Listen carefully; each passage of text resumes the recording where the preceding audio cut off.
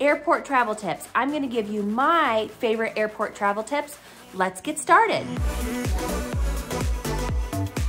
This is my first travel tip. Let's start at home with your luggage. This may sound silly, but know what your luggage looks like. I worked in the baggage service office before I became a flight attendant, and I dealt with a lot of people who didn't even know what their luggage looked like. They thought it was black, it turns out it was red. They thought it was red, it turns out it was blue. So know what your luggage looks like if you're gonna be checking this travel season. Another thing I would suggest is getting some sort of loud luggage tag, something unique, something that will stand out to you as your luggage is going around the carousel. My daughter has this one that looks like a little video game console controller thing, and she's got stickers all over her luggage. So hers is pretty easy to identify. If it's going in the overhead bin, a lot of times it's just a sea of black bags. So if you have something that stands out, a luggage tag like this, you could take yarn and wrap it around the handle, just something that sticks out so that that person who's going to grab your bag thinks, oh wait, mine doesn't have a cool unicorn tag on it, and they grab their bag. I have seen people take the wrong luggage off the plane, and it can be a pain to get those back to who they belong to. Also, if you're checking bags, I would suggest AirTags. AirTags are a way for you to track your luggage. These little guys, you can get little keychain things for them, and you can set up an app and you can track them on your phone. Now you can just slip this inside your luggage in case you have to check bags. AirTags are a great way to just give you peace of mind that you know your luggage is coming with you, or if it gets lost, you can track it. Because sometimes even with the barcodes that airlines use on their bag tags, they might not be able to find it right away, and this might be able to help.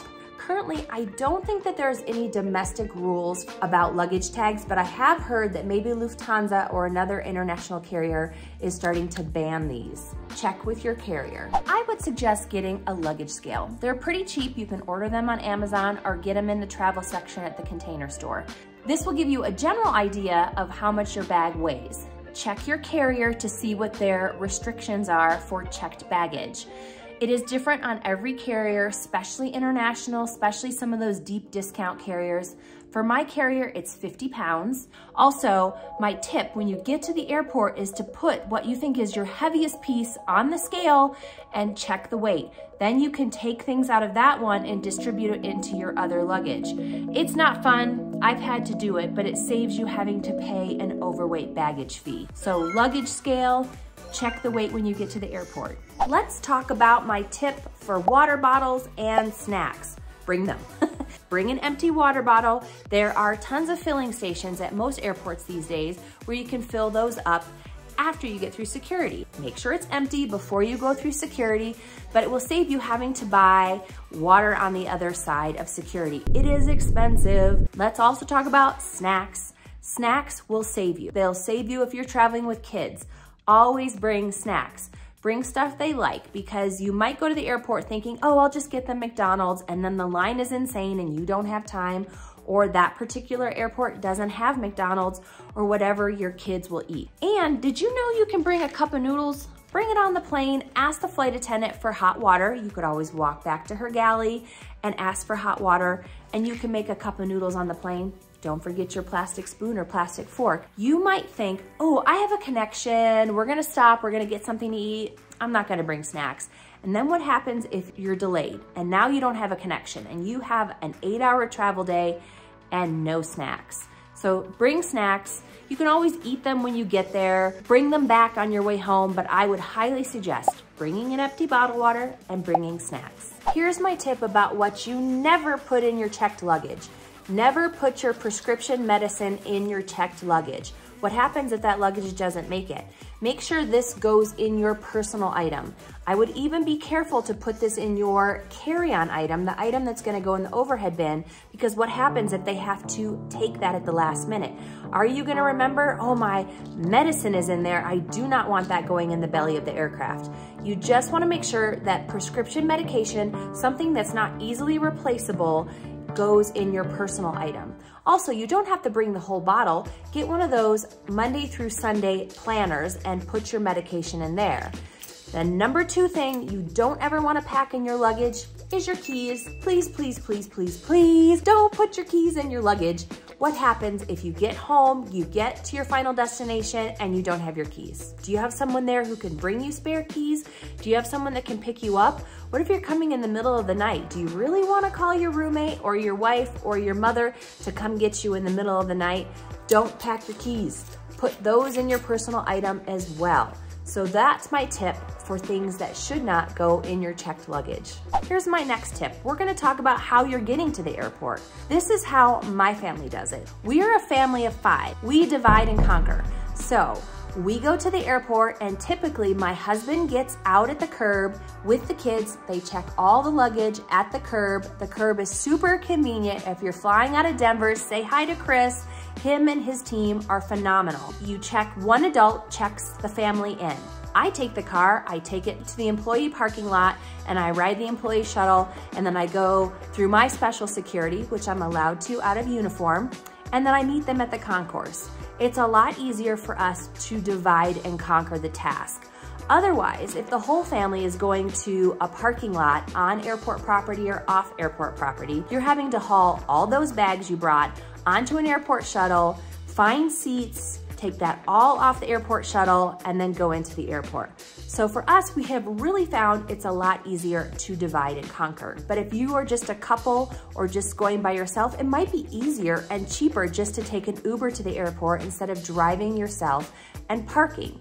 Or again, have a family member or friend take you to the airport. But do the math, figure out, is it cheaper? Is it easier than parking my own car and riding a shuttle? So you can figure that out. My next tip is to dress in layers. You might be a person who runs super hot, and so you get on that plane and you're sweating. You're in a sweater and a bra and you're stuck. So please make sure that you have like a t-shirt underneath that or something that you can take off. Or you might be someone who's always cold, so bring layers. Just because you're cold on the plane doesn't mean that they're going to change the temperature. You're filled in that aircraft with a couple hundred other people. That doesn't mean you can't request for them to heat up or to lower the temperature on the aircraft, but bring layers. It will save you. Also make sure you bring layers for your kids. It's the worst when they're like, Mom, I'm cold, and you have your hoodie on and they don't have theirs. So double check that bag, make sure they have a hoodie or a blanket or something that they can bundle up with or that they can take something off, because the temperatures in the airplane and in the airport can be unpredictable. So layers, layers, layers. Here's my next tip. Make sure you sit near your gate. You don't have to sit in your gate. Your gate might be super busy. So look around, see if there's a gate nearby that's kind of empty where you can relax and kind of spread out a little bit. But double check, make sure it is your gate. Denver International is a big airport and we run multiple flights to Las Vegas, multiple flights to LA. So make sure you're at the right Las Vegas departure gate. I have seen it happen where people, they just see the sign, it says Las Vegas. They do not check the flight number to make sure it's flight 1234 and they end up sitting at the wrong gate. So double check that you're at your right departure gate. If you're gonna sit and wait, make sure that you have one earbud out and listen. What happens if you found that right gate to Las Vegas and they change it and you have your earbuds in? Earbuds and headphones, they're super nice for the airplane, but they can be dangerous at an airport. I've seen people fall asleep in gate areas. I have known of people who have missed flights because they can't hear anything and they made an announcement and your gate has changed. So make sure you find your correct gate. You don't have to sit in the gate, but sit around it and pay attention. Set an alarm. It's typically 30 to 45 minutes prior to departure. Set an alarm on your phone, on your watch, because sometimes, again, maybe you get into a show, maybe you fall asleep, set an alarm so that you don't have to run to your gate when you all of a sudden realize, oh my gosh, my flight leaves at 5. It's 4:55 because they can 10-minute rule you. Did you know that? This is a bonus. If that flight is full, if they're oversold, you are responsible to be on the aircraft 10 minutes prior, or they can 10-minute rule you and give your seat to someone else. So set an alarm so you know that it is time for boarding. We're on the plane, we're settled in our seat, we're ready to go. Make sure that you have your headphones. Make sure you have AirPods. Make sure they're charged. Make sure you're ready to go. It makes the flight go by so much quicker if you can listen to an Audible, listen to your Kindle, watch a movie, listen to music. It makes the flight go by so much quicker. So make sure that you have those packed for yourself and for your kids. Now, some airlines have the old-fashioned kind where you have to plug it into either the screen or the armrest, and it's not Bluetooth capable. Look up your airline, see what they have available for in-flight entertainment. They also sell like a dongle adapter that you can plug into the plug, and you can pair your own personal Bluetooth device to their onboard entertainment system. So that's awesome. Also bring a brick, bring a charger. I have 3 kids, we have a family of 5, so plugging things in and charging things, especially on a trip, is something we all need to do. Bring a cord, bring a brick, bring 2, depending on how big your group is. You might have plugs on your airplane, but are they working? Maybe they're working. My airline, we don't have in-flight plugs yet. They're coming, but you never know if they're gonna work. So if you have your own power, then you eliminate that issue of having to get power from the aircraft. So you're gonna have a great time. You're gonna take these tips. It's gonna make getting to your final destination a lot easier. I would love to know what your tips are. Put them in the comments below. I love to learn from everybody out there. Give me your favorite airline, airport, travel hack. And if you haven't hit subscribe, if you haven't hit like, hit those buttons. It helps support the channel and it helps me know that I'm making content that you like, and I'll see you guys in the sky.